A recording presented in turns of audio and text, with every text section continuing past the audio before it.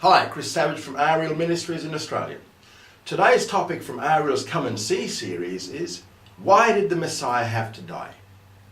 Since the whole concept of a dying Messiah is actually foreign to modern Judaism, even though it was once a part of Judaism, we have to answer the question, why did the Messiah have to die? But in answering this question, another question there arises. What is the means of redemption? The one theme that seems prevalent right throughout the scriptures is the theme of redemption by blood. According to the Old Testament, redemption became necessary when sin entered the human realm and separated man from God. When Adam and Eve committed that first act of disobedience, sin entered, bringing separation from God. And from then on, the means of bridging this gap between sinful man and a holy God was by means of blood. And this bridging of the gap is called redemption. In the history of God's dealing with his people, the means of redemption was always by means of blood. Now, why do we say that? Because we see the redemptive element of blood coming into the scriptures at the very same time that sin does. For until sin came, no blood was necessary, because there was simply no need for redemption. We read in Genesis chapter 3 verse 21 that just as soon as man is expelled from the Garden of Eden, it says this, Jehovah God made for Adam and for his wife coats of skins and clothed them. The skins were animal skins. The nakedness that sin had now revealed needed to be covered. And it was God that provided the covering. But the covering required the death of several animals. And so for the very first time in history, blood was shed. This provides the root meaning of the Hebrew word for atonement, which is a covering. It was a covering. The necessity of blood was a lesson soon learned by the sons of Adam and Eve, the first human couple. The time came for both Abel and Cain to bring their sacrifices before God. And we see this in Genesis chapter 4, verse 3 to 16. Cain brought his sacrifice, which was the fruit of his labors in the field. It was vegetables. It was bloodless. No blood. On the other hand, Abel brought a blood offering taken from his flock. And when God passed judgment on the two types of offerings, Cain's was rejected, Abel's was accepted. What was the lesson learned here? What did God teach them? You cannot approach God by whatever means you choose. It is man who sinned and offended the holy God. It is God who must do the forgiving. Therefore, it is not for man to choose the means of forgiveness, but it is for God. And God has chosen the means to be blood. You see, Cain chose to approach God in his own way, but he was rejected. Abel chose the way God demanded, and his sacrifice was accepted. As biblical history develops in the book of Genesis, we find that all the ones with whom God was pleased came to him by means of blood. Noah immediately offered up blood sacrifices when he left the ark. And he was followed by other great men in Jewish history.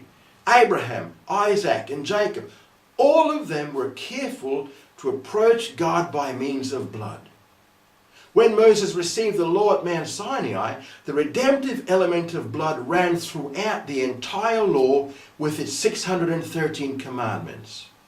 In fact, there's a great summary statement for the entire law found in the third book of Moses, the book of Leviticus. In Leviticus chapter 17 verse 11 it says, For the life of the flesh is in the blood, and I have given it to you upon the altar to make atonement for your souls. For it is the blood that makes atonement by reason of the life. So it can be easily said that all the law revolves around this one statement. The commandments which God gave in the law were to be obeyed. Disobedience was sin. If you disobeyed, then the means of atonement for the sin was blood. Blood was a covering for sin. If you open up the book of Leviticus, you'll see a great deal a great amount of detail covering different types of blood sacrifices. All of these different sacrifices had the very same purpose, that the Jew must be rightly related to God. All 7 feasts of Israel, Passover, unleavened bread, first fruits, Pentecost, trumpets, Day of Atonement, and tabernacles, every one required the shedding of blood. The Yom Kippur, or the Day of Atonement ceremony, has a lot of detail in Leviticus 16, where very careful instructions are given for the shedding of blood to atone for the sins of the Jewish people. Both the tabernacle and the temple were actually built to expedite and to make efficient the required shedding of blood for the atonement of the people's sins. The Holy of Holies that contained the Shekinah glory, the visible manifestation of the presence of God, could be entered only once a year by only one man, the Jewish high priest. In order for him to enter, he had to have the blood of the Yom Kippur sacrifice with him.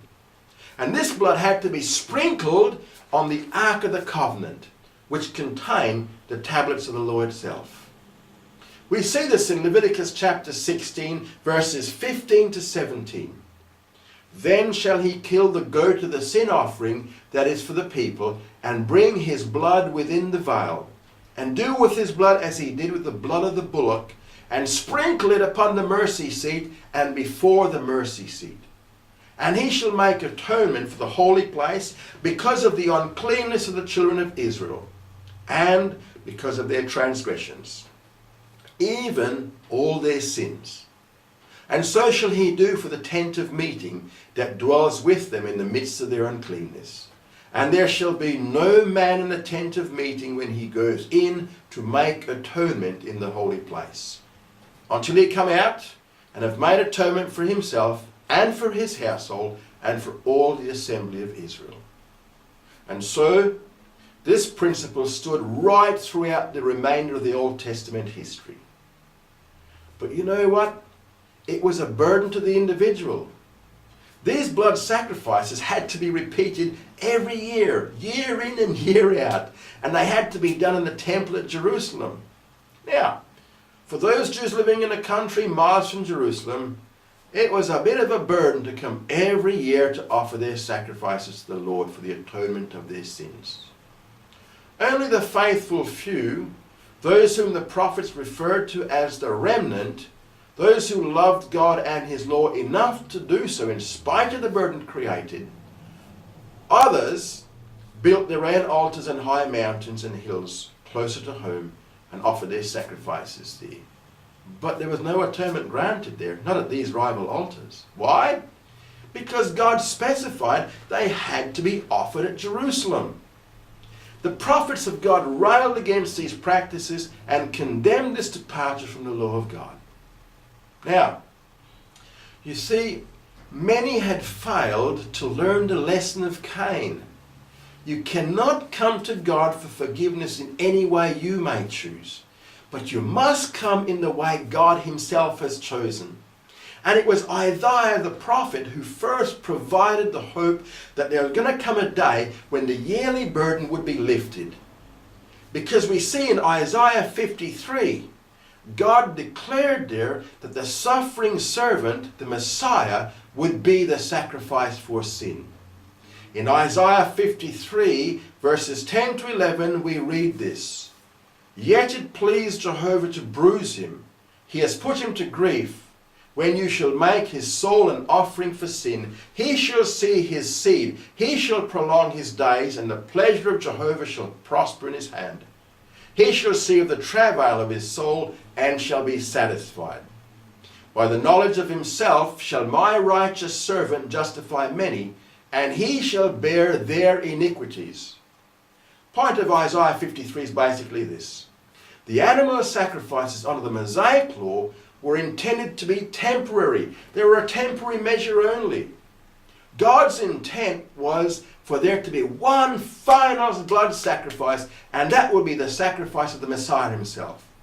That's why Isaiah 53 uses the same language, same type of wording, the same figures, and the same emphasis found in the book of Leviticus. For example, in verse 10b, we have the expression, You shall make his soul an offering for sin. This is a sacrificial concept. These are words that come out of the Mosaic law itself. And in verse 11 we read, by the knowledge of himself shall my righteous servant justify many, and he shall bear their iniquities. So not only are these words of sacrifice used generally in the Old Testament law, but more specifically, we read of these very terms in Leviticus 16, which is a chapter that expounds and explains all the details regarding the Yom Kippur or Day of Atonement sacrifice. This then was the reason why Messiah had to die, to provide the blood sacrifice for sin once and for all. No longer would the Jews be burdened with the yearly sacrifices. All a person would need to do is accept the Messiah's death on his behalf, and his sins would be forgiven. Messiah had to die in order to provide that atonement. Why? For blood is the means of redemption. Another key issue is found in these two verses from Isaiah 53. There's a statement here that can be somewhat confusing. Verse 11b reads this, by the knowledge of himself shall my righteous servant justify many. A more literal translation from the Hebrew text would read something like this. The knowledge of him shall my righteous justify many. The word for knowledge is a Hebrew word that emphasizes experiential knowledge. Not simply a head knowledge, not an intellectual knowledge. It's a knowledge of the heart or a knowledge of faith. And those who have a knowledge of faith or a faith knowledge of this servant, by the knowledge of him, by the experiential knowledge of him, the heart knowledge that he died for our sins, he will, as a result, justify us. What does justify mean? Justification means to be declared righteous. We cannot be declared righteous unless our sins have been atoned for. Our sins can only be atoned for by the shedding of blood. The Messiah's blood would be the final blood that would be sacrificed. So what have we learned? Blood sacrifices started with man's first sin. Man sinned against God. You cannot come to God for forgiveness in any way you may choose, but you must come in the way God himself has chosen, and that way to approach him is by blood. In Isaiah 53, God declared that the suffering servant, the Messiah, would be the sacrifice for sin. In the second part of this lesson, we will look at what the New Testament has to say about this. Join us on the next lesson. Shalom.